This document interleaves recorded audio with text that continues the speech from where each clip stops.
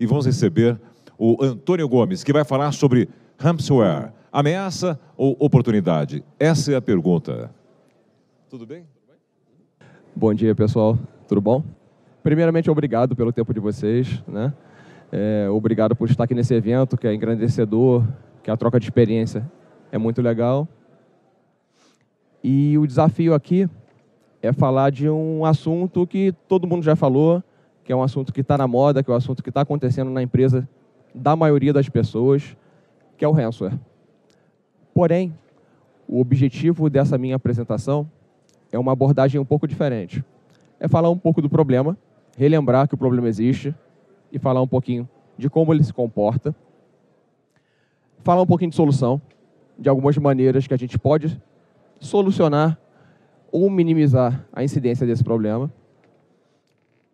e também abordar uma ótica bem interessante, na nossa opinião, que é a oportunidade que o ransomware traz. Dentro do nosso modo de ver, o ransomware está trazendo hoje uma oportunidade da gente repensar a segurança que nós temos nas empresas. E a reflexão que eu estou propondo nessa apresentação é que a gente saia daqui pensando no seguinte: grande parte das proteções que eu preciso para tratar um ransomware, a gente já tem. É uma questão de readequar, é uma questão de integrar, é uma questão de melhorar um detalhe ou outro, mas grande parte das coisas vocês vão perceber que vocês já têm em casa. Então é uma questão de reposicionar alguma coisa ou outra que a gente consegue, de repente, elevar o nível de segurança com relação ao ransomware. Então eu vou falar de quem eu sou, vou falar um pouco do que é o comportamento do usuário hoje, vou falar um pouco do pesadelo do CSO, do ransomware e da proteção multicamada, que é o gancho final que a gente está falando. Então, assim, eu trabalho numa empresa que é uma integradora, né? Eu não sou um fabricante, então eu tenho a liberdade de falar de várias tecnologias e combinar várias delas sem nenhuma obrigação de seguir uma cartilha, né? Então, assim, esse estudo é um resultado do que a gente pensa da nossa experiência de mercado. Eu trabalho numa empresa que tem mais de 28 anos de existência, né? Que tem foco em longo prazo, e ao longo desse longo prazo a gente já percebeu vários altos e baixos do mercado com relação à tecnologia, né? E hoje o desafio realmente que afeta a todo mundo, rico, pobre, feio, bonito, é o ransomware, né? Tá pegando o usuário físico, o usuário corporativo, tá pegando todo mundo. Então esse é quem nós somos, né? E o que a gente pensa em passar para vocês? É assim, é a mistura de tecnologias, obviamente eu não vou entrar no detalhe técnico, e que vai chegar num resultado mais legal. Vai ter um resultado bem interessante e a gente vai poder ver como é que é isso. E o que baseia todo esse raciocínio? É o empoderamento do usuário, né? O ransomware ele é um ataque que ele vai tomar benefício do comportamento do usuário normal, que somos nós, seres humanos, né? Hoje nós vivemos um modelo de vida que o usuário ele tem muito poder, né? A mídia e a ciência chama de empoderamento do usuário, que é o quê? Hoje todos nós estamos acostumados a poder, a fazer, a acontecer. Nós queremos ter acesso, nós temos acesso, nós acessamos e nós damos a nossa opinião para o mundo. Isso real time, todo mundo faz isso no Facebook, nas redes sociais. Então, hoje no varejo, por exemplo, quem é de varejo sabe, uma das ferramentas mais poderosas é o Reclame Aqui. Então, um usuário insatisfeito hoje, ele vai na internet na hora, reclama, tem adesão de milhares de pessoas e muda um comportamento de uma rede varejista. Então, assim, hoje nós acessamos, nós queremos e nós vamos fazer isso. Não adianta dizer para a gente, na sua empresa, não, o usuário não vai acessar. Ele vai acessar. O que ele quer, ele pode acessar. É isso que ele vai fazer. Só que isso traz uma vulnerabilidade, que é a exposição da sua comunicação na internet, porque você está em vários lugares fazendo várias coisas. Então, hoje o usuário ele está 100% conectado. Hoje o usuário ele é participativo. E um ponto bem interessante é que a nossa vida privada ela está muito próxima da vida corporativa, né? Eu, por exemplo, eu tenho o meu smartphone, que tem coisas pessoais e tem coisas da empresa, né? Garanto que a maioria de vocês também faz isso, né? Então, isso abre uma janela de oportunidade para os problemas de segurança, porque, muito provavelmente, assim como eu, o meu smartphone é menos protegido do que a minha corporação. Então, uma proteção que eu tenho na minha corporação, eu não tenho aqui, né? Isso aí é o que normalmente acontece na maioria das pessoas. Isso acaba gerando um pesadelo para o CSO, porque ele tem que tomar conta e se proteger de coisas que ele não tem acesso nem físico. Ele não tem controle, ele não tem gerência, ele não tem autonomia. Só que, ao mesmo tempo, é um dos vetores que hoje em dia são mais explorados para poder potencializar uma ameaça, para poder efetivar realmente um ataque. Dentre outras coisas, ainda tem o Shadow IT, por exemplo, né? Dentro de uma empresa. Hoje a gente tem a contabilidade contratando sistemas na nuvem, a gente tem o financeiro contratando sistemas na nuvem, que o CSO, de repente, quando vai descobrir, ué, tem um sistema rodando aqui? Ah, não, a gente contratou, assinamos aqui, pagamos por mês e tem ué, mas o dado da empresa está na nuvem. O cara nem sabe, né? Então, isso é um dos pontos que está se debatendo nesse congresso aqui e que o pessoal vem comentando bastante. E tem a questão multivetor, que um dos pilares que eu falei é o mobile. Mas existem outros, né? A gente tem o laptop, a gente tem hoje um ambiente virtualizado, a gente tem uma série de ambientes que cada tecnologia de acesso, né, que venha a facilitar o empoderamento do usuário, ela traz obrigatoriamente uma vulnerabilidade, né? Ela traz obrigatoriamente um ponto de entrada para um ataque potencial. E é isso que a gente tem que tratar. E um ponto importante, assim, que na nossa concepção é um dos principais hoje em dia, que é a parte do mobile, né? Já existem estudos que provam que a quantidade de dispositivos móveis já ultrapassou os desktops, né? Então, hoje em dia, é um dispositivo que é menos controlável, que ele é menos gerenciável, ele em quantidade ele já é maior do que o dispositivo que você controla, né? E um ponto interessante com relação a isso, que é bastante evidente, é que normalmente nas empresas, quem tem mais informação é quem toma menos cuidado. Então, por exemplo, um presidente, um diretor, ele tem informações no smartphone que são vitais para o negócio, né? Ele pode ter uma negociação de fusão, ele pode ter um price list, ele pode ter uma regra financeira, um balanço patrimonial. Porém, normalmente, esse perfil de usuário é o que mais viaja, né? Porque ele está sempre viajando, ele está em negociação, ele está fora do país. Todo mundo adora se conectar na rede do Starbucks, né? Todo mundo chega no Starbucks, vai tomar um café e vai usar a internet, né? Uma internet de qualidade, ainda mais quem está fora do país. Então, assim, a pessoa que tem mais informação é a que usa o dispositivo mais vulnerável e é a que mais viaja. Então, se você combinar esses fatores, você vê que o risco ele aumenta, né? Inevitavelmente, é isso que acontece. E um dos ataques que acontecem, né, é o ransomware, como eu já falei. E agora a gente vai falar um pouquinho mais de como o ransomware se comporta e qual é o modus operandi básico de um ransomware. De acordo com a CERT, o ransomware nada mais é do que um vírus, um worm, um malware, algo do tipo. Então, é um código ativo que vai tomar benefício de uma vulnerabilidade ou de um comportamento não técnico de um usuário e vai criptografar o dispositivo ou um drive de rede e vai exigir uma compensação financeira pela abertura. Nada mais é do que um estelionato, não tem grandes ciências tecnológicas nesse ponto. Alguns deles são bem evoluídos, que vão explorar vulnerabilidades, que vão realmente tomar benefício da questão técnica para ter sucesso, e outros deles simplesmente pedem que o usuário clique aqui. E o usuário vai clicar. Ele vai dizer sim, né? É o que acontece, a gente percebe isso no nosso dia a dia. Então, uma vez que ele é um worm, ele realmente tem a propagação em massa. Então, quem está propagando um ransomware, ele vai mandar para milhões de destinos. Alguns casos pontuais que o pessoal de pesquisa já identificou são direcionados, mas na grande maioria é por volume.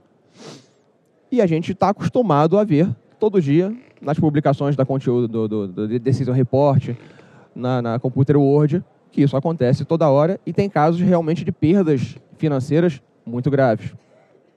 Eu dei uns exemplos aí só para contextualizar. De ransomware, de acontece. Um caso que ficou bem famoso, que é legal, é um hospital americano que teve que operar no papel de novo, porque criptografou o servidor de rede. Então, assim, parou completamente a operação de um hospital. Né? Não entrava paciente, não saía paciente. Por causa simplesmente que a informação estava inacessível, estava criptografada. E um ponto novo que a gente tem hoje é que a gente está tendo, já estamos detectando incidência de ransomware em dispositivos mobile. Então já tem gente tendo smartphone criptografado por ataque de ransomware. Né? Esse ano, no estudo da Checkpoint dos ataques que acontecem no mundo, pela primeira vez o ransomware apareceu. Né? Ano passado não tinha aparecido, esse ano já apareceu com 5% dos ataques. Ainda não é expressivo no total, ainda não é o maior, mas realmente ele já não existia nesse ranking e ele já está aparecendo. Então, claramente temos uma tendência de crescimento desse tipo de ameaça e nós no Brasil, principalmente, temos a percepção muito maior porque nós somos um alvo potencial disso. De acordo com a Kaspersky, o Brasil ele é responsável por 92% dos eventos de ransomware da América Latina. Olha o volume de ataques que nós somos afetados, que nós somos alvo disso aí. Então, realmente, se a gente trocar um papo no cafezinho, se vocês conversarem entre si, muito provavelmente a maioria das pessoas aqui já conhece pelo menos um caso que aconteceu. Ou teve na sua empresa, ou conheceu alguém que sofreu disso. E o que faz? Ou paga, ou você tem um backup. Né? Não existe essa, vou descriptografar. Não. Um worm ou outro, né? Os fabricantes ainda liberam uma correção, um procedimento para fazer, mas é exceção, não é comum. Né? O comum é ou paga ou restaura o backup. Né? Qual é o grande problema disso? Que você não sabe como ele entrou, você não sabe como ele te infectou e você não sabe se ele ainda está lá. Então, eu conheço casos que o cara restaurou o backup, no dia seguinte criptografou de novo. Assim, como aconteceu? Você não sabe, você mitigou, está molhado o chão, você passou um pano, mas você não sabe de onde veio a água, por que aconteceu. Né? Então isso é bem comum e é um caso que a gente tem que refletir sobre realmente a gente tem que dar um passo atrás e tentar entender pelo menos aonde ele está, como ele entrou, como eu evitar que aconteça de novo, esse tipo de coisa. Então, basicamente, o ransomware, ele vai arrumar um jeito de entrar, ele tem que entrar. Né? Você tem uma rede, ele tem que primeiro entrar. Então, existem alguns métodos para ele entrar. Ele pode ser enviado por e-mail, ele pode explorar ativamente um site, ele pode estar hospedado num site que você acessa, está num pendrive, no smartphone, ele tem que estar dentro. Depois que ele está dentro, ele tem que se ativar. Né? Ele tem que acordar. Aí uns acordam imediatamente, uns acordam por data. Né? Os direcionados são mais complexos, né? Eles exigem condições. Ele tem que acordar. Quando ele acorda, ele tem que falar com o centro de controle dele. Porque ele tem que pegar as chaves criptográficas. Aí ele vai falar com o centro de controle, vai baixar as chaves criptográficas e vai criptografar. Então, esse, de modo geral, é o comportamento de um ransomware. E depois que ele criptografa, ele vai se comunicar com o centro de controle para ser monitorado. Porque alguns worms, eles ficam monitorando para saber se você está tentando quebrar a chave, se você está tentando mexer, se você está instalando backup, esse tipo de coisa. Mas, de modo geral, todo ransomware vai se comportar dessa maneira. Então, cada fase dessa que acontece, você também pode implementar uma contramedida. Né? Que é ideal, que seria o mundo dos sonhos, é nós evitarmos que ele entre. Então, assim, seria o mundo dos sonhos. Se ele não entrar, consequentemente, nenhuma das outras ações vão acontecer. Porque uma vez que ele não entrou. E aí que entra a janela de oportunidade que eu comentei com vocês, que é a questão da multicamadas. Como eu tenho várias formas dele entrar e várias fases que vão acontecer, ao mesmo tempo eu tenho várias chances de detectar o problema. Então, dentro do ciclo de vida de um ransomware, entrada, comunicação, execução, criptografia, eu também tenho a vantagem de ter várias chances de pegar o mesmo ataque em vários pontos da minha rede, em várias fases da execução. E aí o mais legal é o seguinte, porque a gente vai tomar benefício de uma estratégia bem antiga da segurança que chamava-se profundidade da informação. Que, ou seja, você tem camadas que se complementam, camadas que são redundantes de segurança. Partindo do princípio que toda segurança ela vai ser falha, né? Todo código, efetivamente, todo software tem bug, toda fabricante de segurança, efetivamente, ele vai falhar em algum momento, mas você tem a segunda chance. E o ransomware vai te exigir a terceira chance e a quarta chance. Então, se você tiver um ambiente que as camadas se complementem realmente, que elas, na medida do possível, se falem, é muito improvável que uma falha que a primeira camada tenha, vai ter na segunda, que vai ter na terceira, que vai ter na quarta.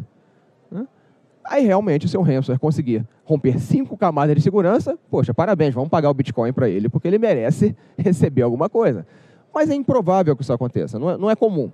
Né? Eu, particularmente, não conheço nenhum exemplo de algo tão eficiente assim.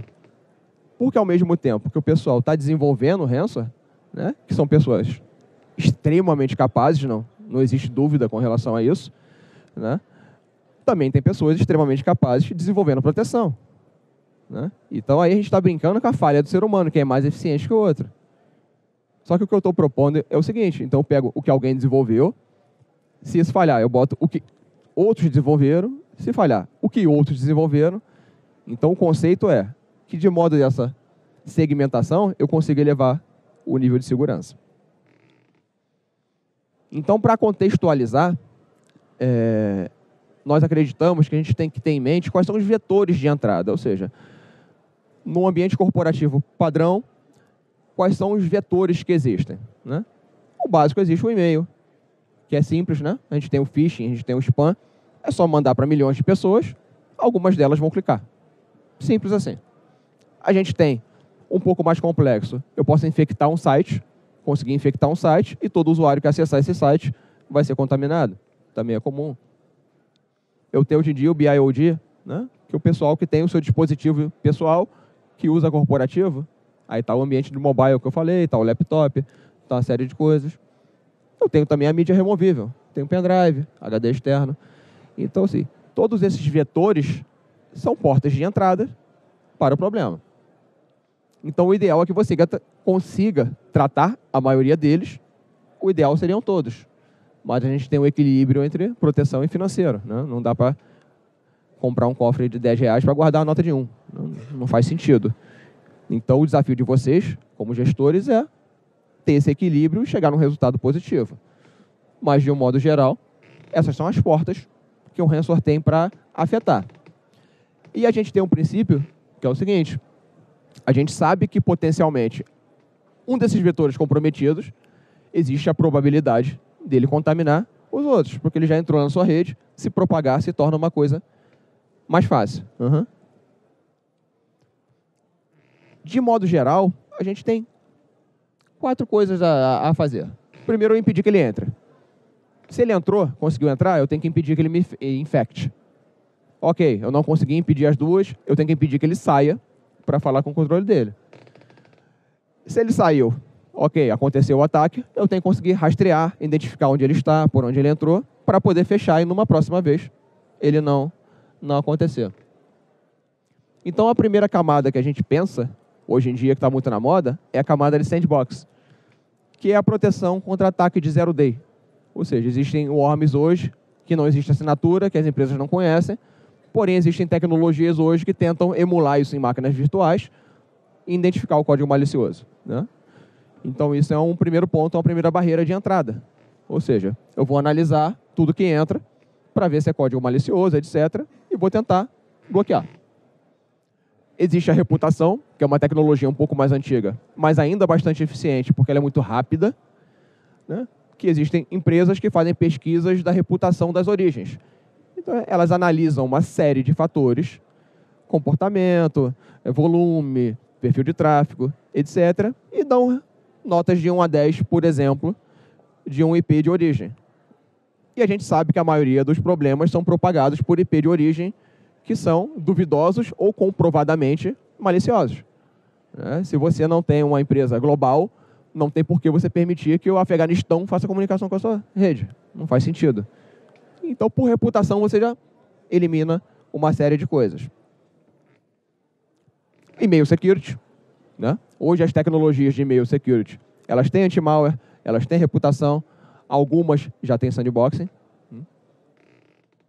Você tem o conceito de virtual patch, que a maioria dos IDS de mercado e IPS tem, que é o seguinte, é muito mais simples você habilitar uma assinatura no IPS impedindo um tráfego do que você atualizar uma versão de hotfix de uma plataforma Windows, por exemplo, se você tem uma DMZ com 100 servidores. Então, por uma questão prática, o virtual patch ele agiliza a sua tomada de decisão, até porque o virtual patch, na maioria dos fabricantes, pode ser automático. Então, o mercado de segurança detectou um problema, uma assinatura, automaticamente você bloqueia aquele tráfego. Então, isso já ajuda bastante. Antivírus e anti-malware, que já foi decretado a sua morte, mas como aqui no Brasil a gente demora um pouco para acontecer as coisas, talvez ele ainda fique uns 5 anos para morrer, não sei. Mas, lembrando, o ransomware é um worm, ele é um malware. Então, grande parte desses famosos, todos os antivírus já pegam, já estão pegando. Ele, quando nasceu, talvez um sandbox pegasse, mas uma vez que ele já infectou milhares ao longo do mundo, Kaspersky, Symantec, McAfee, todo mundo já conhece. Então, ainda é necessário. E mudando um pouco, se eu não conseguir bloquear na entrada, eu vou bloquear na execução. Eu tenho a barreira de anti-malware. Por exemplo, de novo, que uma coisa é ele entrar. Uma vez que ele entrou, ele vai se ativar. Lembra? Quando ele se ativar, grande parte dos antivírus já pegam alguma coisa. Controle de aplicação é uma barreira de execução bastante eficiente. Se você tem um ambiente que você consegue controlar as aplicações que são executadas para os seus usuários, você tem uma vantagem absurda, embora a gente saiba que isso é difícil. Porque você tem que ter um ranking de aplicações que são homologadas. Então, se eu tenho algo que controle que somente o Word e o Excel vão executar, o ransomware não vai executar. Se ele não executa, ele não pega a chave. Se ele não pega a chave, ele não fecha a máquina. Simples assim. Ele executou, ele entrou, ele vai tentar sair. Então, eu tenho uma nova chance de pegar o mesmo ataque. E a principal delas é o URL Filtering bem implementado. A maioria dos URL Filterings hoje tem categorias maliciosos, tem categorias de sites que hospedam conteúdo hacking, etc. Então, ele vai tentar sair, muito provavelmente, por HTTPS, que hoje em dia é um dos pesadelos do pessoal de segurança, é que todo ataque hoje ele é criptografado por tráfego. Então, ele já passa escondido. Então, primeira coisa, você tem que ver dentro. Senão, você não vai ver nada, esquece. Você pode até relaxar. Tem as tecnologias de anti-bot, que são tecnologias que conhecem o comportamento de um tráfego bot. Então, ele vai tentar barrar que isso saia. E a inspeção HTTPS, que realmente, hoje, na minha opinião, é a tecnologia de segurança que causa mais impacto na implementação. Porque tem uma série de efeitos colaterais. Tem uma série de aplicações que vão reclamar de estar sendo inspecionadas. Google Drive, Dropbox, dezenas. São mais de 100 que eu tenho uma lista. Só que, infelizmente, quem quiser implementar um conceito de segurança que seja minimamente eficiente, tem que olhar dentro do HTTPS. Por exemplo, na rede da Contacta, 32% do tráfego é HTTPS. E todo mundo sabe disso, quem olha. E o atacante também sabe disso. E ele sabe que a maioria das pessoas não olha. Então, o que ele faz? Bota o ataque dele também por HTTPS. Então, se você não olha isso, provavelmente nenhuma dessas camadas que eu comentei vai ser eficiente. Então, embora tenha um efeito colateral bem expressivo, tem que fazer. Senão, não faz sentido. Então, o conceito é, se você juntar todas essas camadas e conseguir, de alguma maneira, configurá-las de forma complementar, a tua chance de se proteger desse tipo de ataque, ela é muito alta. Você aumentou demais. E, muito provavelmente, você já tem em casa a grande maioria dessas tecnologias. Todo mundo já tem pelo menos o anti-malware, o mail security, o URL filtering. Todo mundo tem isso. Faz parte. Só que a gente pode melhorar ainda um pouco dessa tecnologia, que é a parte forense. Então, o ideal é que todas essas tecnologias tenham minimamente uma troca de informações para que você consiga saber o que aconteceu. E se você tem uma empresa que tem uma resposta a incidente, que ela grave de uma maneira que seja dado judicial, que seja possível você usar como prova, como um processo judicial, que ela seja legal no conceito de lei. Então, a parte forense é legal. A questão de gerenciamento. Se você já tem essas tecnologias, talvez elas sejam de fabricantes diferentes. Então, provavelmente, elas não se falam nativamente. Só que a grande maioria delas consegue trocar uma certa informação. Você consegue configurar de modo que elas se tornem mais complementares, né? Obviamente, quanto mais fabricantes você tiver, mais difícil vai ser esse trabalho. Mas qual é a sacada? É a quantidade de cliques que você vai dar para responder ao incidente. Se você, para responder ao incidente, deu 50 cliques, e eu, para responder ao incidente, dei 10, eu vou ser mais eficiente que você. Por princípio básico. Eu vou fazer de forma mais fácil o mesmo trabalho, eu vou ser mais eficiente, eu vou responder mais rápido, né? E, ao mesmo tempo, a gente vive num cenário em que as equipes sempre diminuem e o trabalho aumenta. Você tem menos pessoas para fazer um trabalho que é maior, né? Isso é fato na maioria das pessoas. Então, quanto mais gerenciável for o teu ambiente, é um dos pilares que eu considero mais importantes, que é o quão fácil é a tua resposta de incidente. Se for difícil, você não vai fazer. Se você precisar acionar dezenas de pessoas, fazer uma sala de guerra, não sei o quê, já passou. O mundo hoje já está em outra história, já foi embora. Você tem que responder rápido. Teu sistema ele tem que ser responsivo. Você tem que clicar, identificou, bloqueou, pronto. Vida que segue. Tem a parte de reporte, né? Se você não mede, se você não grava, você não gera relatório. Se você não tem relatório, se você não conhece tendências, se você não sabe a tua curva de rede, de tráfego, o teu número de incidentes médios, você dificilmente consegue responder de forma eficiente, porque você não vai detectar. Você não tem informação, ela não está ali para você. Você só vai saber quando acontecer. Ih, criptografou. Agora que você descobriu, o teu usuário também descobriu, o teu diretor também descobriu, todo mundo descobriu no mesmo momento. Então, já passou. E a gente vive num momento que eu tenho que me antecipar. Um conceito bem interessante que existe hoje, que é o chamado feed de inteligência, tem uma série de laboratórios hoje que fazem pesquisas pontuais. Então, hoje tem laboratórios que fazem pesquisas para incidentes de segurança em mercado financeiro. Tem laboratórios que fazem pesquisa de ambiente de indústria, né? Usina nuclear, empresas elétricas, etc. E a gente chama isso de feeds de inteligência. Esses laboratórios, eles fazem o mesmo trabalho que uma empresa de antivírus fazem, por exemplo, né? A Symantec, uma CAF de fazer pesquisa de ataque, monitorar o comportamento, só que eles estão muito focados em um único nicho de mercado. Então, se você consegue assinar um feed de inteligência para o teu mercado, né? Você vai ter informação realmente quase real time. E você vai conseguir responder muito mais facilmente as coisas, porque você soube primeiro, porque você recebeu o alerta no momento oportuno de um problema que está acontecendo no mundo. E o plano de respostas, né? O ideal é que você saiba o que fazer quando acontecer. Para quê? Voltando ao passo do gerenciamento. Para ser rápido, né? Você tem que, quanto mais cedo você identificar que algo ou vai acontecer ou está acontecendo, né? Se você já souber o que você vai fazer, o teu potencial, a tua chance potencial de ter sucesso é maior porque você está mais preparado, né? É o conceito básico da vida. Então, se prepare.